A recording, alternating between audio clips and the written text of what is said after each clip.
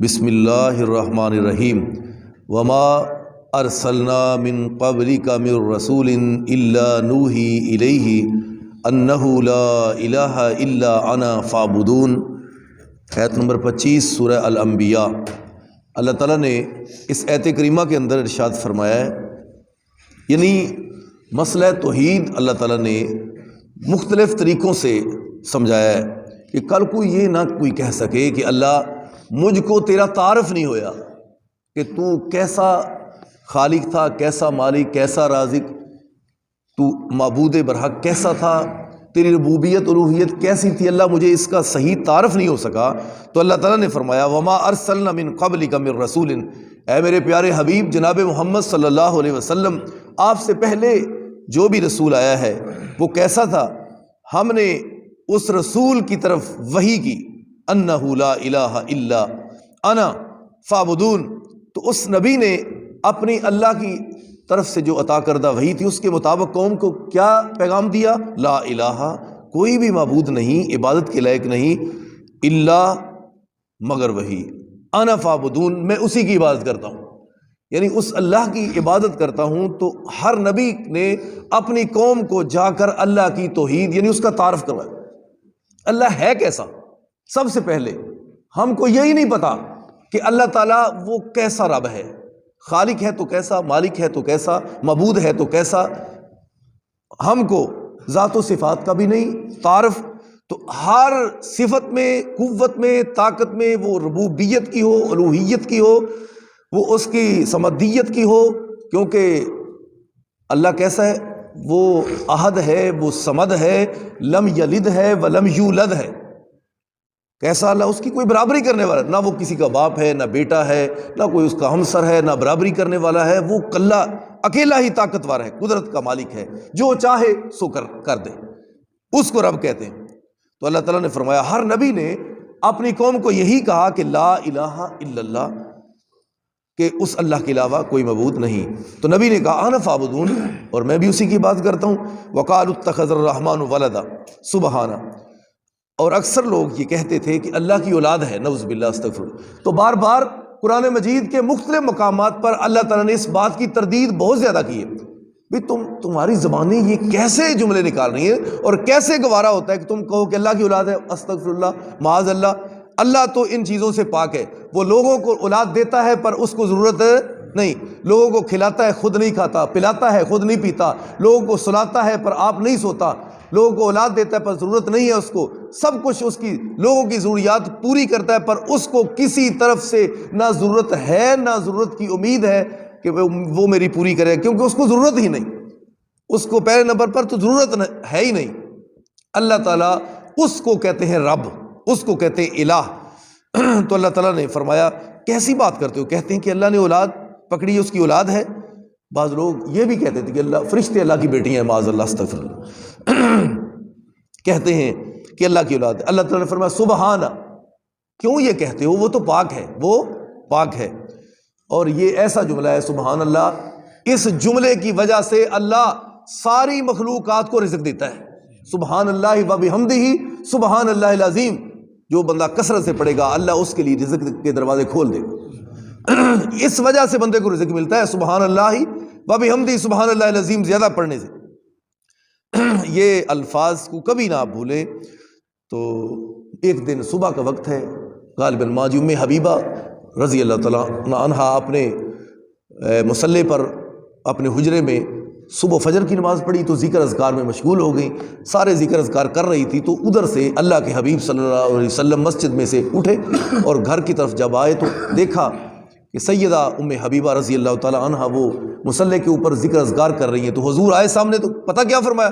فرمایا سبحان اللہ و بحمدہ عدد خلقہ و رضا نفسہ و زنۃ عرشہ و مداد کلماتہ۔ یہ الفاظ پڑھ کر آپ نے فرمایا صبح کی تو اس مصلی پہ بیٹھی ہے، لیکن میں نے 3 دفعہ یہ پڑھا ہے، تیرے سارے ذکروں سے میرے اذکار یہ 3 دفعہ پڑھنے سے اس کا ثواب بڑھ گیا، تو لہٰذا یہ اتنا اونچا کلمہ ہے۔ اللہ تعالیٰ نے فرمایا کہ وہ پاک ہے، سبحانہ بل عباد مکرمون، بلکہ وہ میرے بندے ایسے ہیں جو انتہائی باعزت ہیں، اللہ کے فرشتے وہ انتہائی عزت والے ہیں۔ لا یسبقونہ بالقول، وہ کبھی بھی اللہ کی بات کو چھوڑ کر آگے نہیں بڑھتے کہ اللہ نے جو آکھیا وہ تو ٹھیک ہے پر اور کچھ بھی ہو ادھر ادھر ہوا یہ کر رہا ہے نہ، فرشتے کبھی بھی اللہ کے حکم سے آگے قدم بھی نہیں بڑھتے، وہم بامرہ یعملون، بلکہ وہ اللہ کے جو حکم ہوتے ہیں نا، امر، فرشتے اس کے منتظر ہوتے ہیں کہ اللہ کیا کہہ رہا ہے یا کیا کہنے والا ہے، وہ اس کے مطابق چلتے ہیں، ایک بلسٹ بھی قدم بھی وہ آگے بڑھتے نہیں ہیں۔ اللہ کے فرشتے اللہ کے حکم کے وہ منتظر ہیں اور اسی کے مطابق وہ چلتے ہیں۔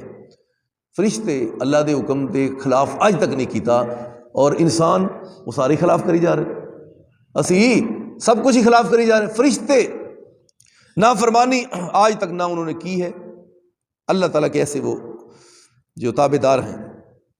لا یسبقونہ بالقول وہم بامرہ یعملون یعلم ما بین ایدیہم وما خلفہم، وہ جانتا ہے جو ان کی آگے، وما خلفہم، اور جو ان کے پیچھے۔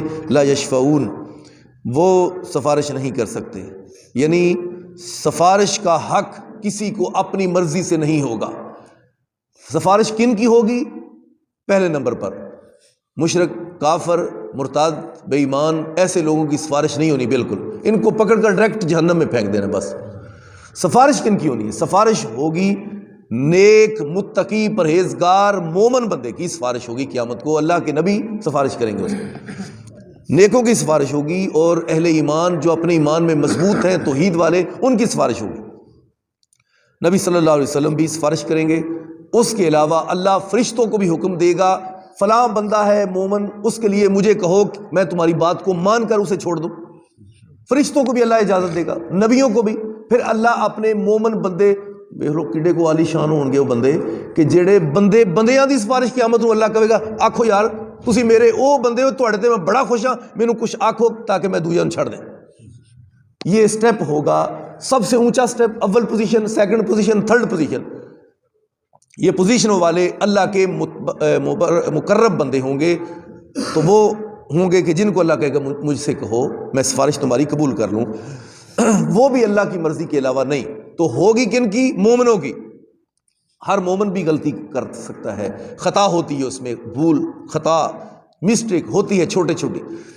جو نیک بندہ ہو، مومن ہو، متقی ہو، توحید پرست ہو، لیکن اس میں بھی گناہ، غلطی، خطا یہ مادہ ہوتا ہے اور ہو بھی جاتا ہے۔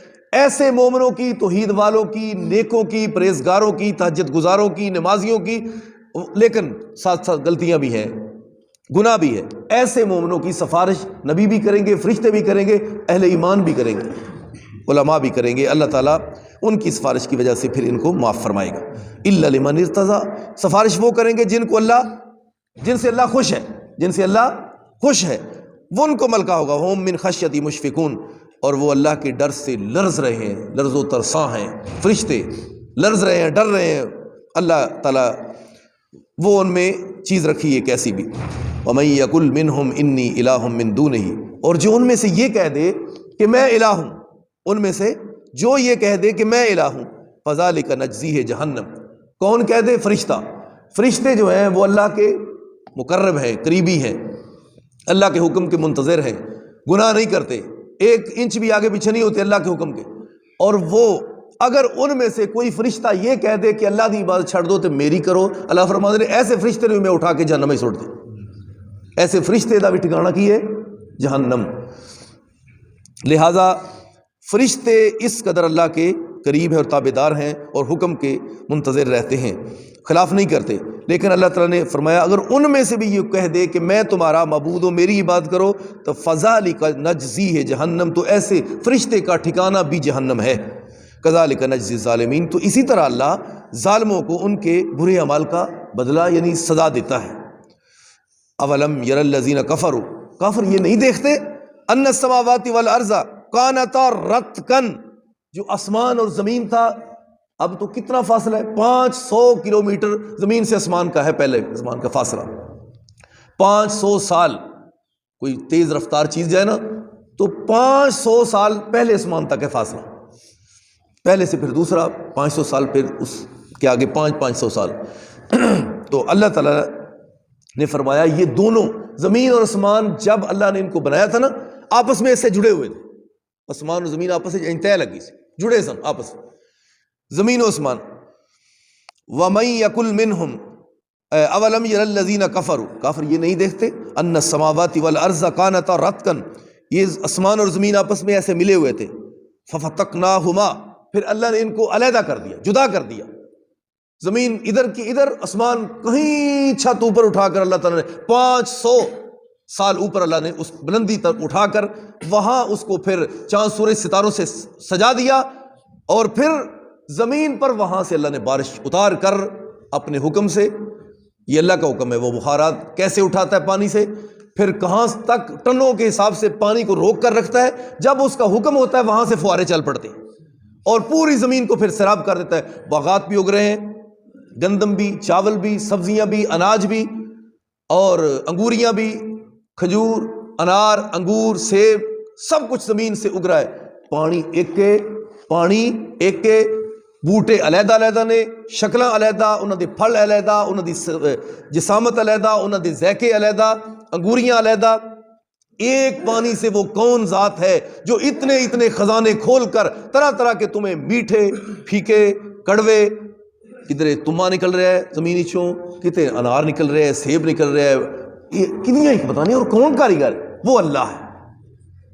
زمین اسمان پہلے آپس میں جڑے سن، پھر اللہ نے انہوں علیحدہ کیتا، 500 سال اوپر اٹھا دیا بلندیوں تک، وہاں سے پھر اللہ تعالیٰ نے یہ سارے سسٹم کو تیار کیا ہے۔ تو فرشتوں کو یہ پتہ نہیں، ان بد نصیبوں کو، کافروں کو، کہ یہ سارے کام کرنے والا کون ہے اور کس کی ہمت ہے۔ کسی دنیا میں کسی کی بھی ہمت نہیں کہ یہ کام اللہ ہے، وہ رب العالمین ہے جس نے اتنا نظام کائنات بنایا ہے، یہ ہے اس کی پہچان، اس کو رب کہتے ہیں۔ تو اللہ تعالیٰ نے فرمایا اس اللہ کی عبادت کرو، اس کے آگے جھکو، اس کے سامنے سجدہ ریز ہو جاؤ، زیادہ نوافل پڑھو، تلاوت کرو، اس کی تسبیحات کرو، حمد و ثنا کرو، اور کثرت سے پڑھا کرو سبحان اللہ و بحمدہ سبحان اللہ العظیم۔ تو اللہ تعالیٰ یقیناً تم پر اپنی رحمتوں کا نزول فرما دے گا۔ اللہ تعالیٰ نے فرمایا وجعلنا من الماء وكل شيء حي، پھر بارش کو اتار کر ہر مردہ چیز کو زندہ کر دیا۔ افلا یؤمنون، کیا تم ایمان نہیں لاتے؟ اللہ تعالیٰ ہم سب کو عمل کی توفیق عطا فرمائے۔ آخر دعوانا